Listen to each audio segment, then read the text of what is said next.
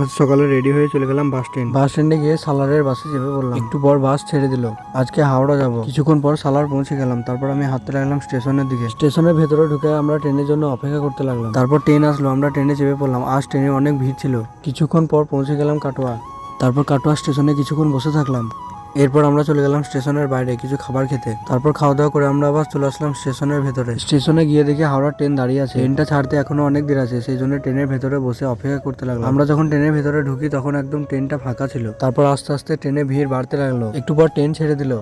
তারপর হাওড়া ঢোকার সময় ট্রেন একদম ফাঁকা হয়ে গেল। এরপর দরজার সামনে দাঁড়িয়ে কিছুক্ষণ বাইরের দৃশ্য দেখলাম। এরপর সন্ধ্যেবেলায় ঢুকে পড়লাম হাওড়া স্টেশন।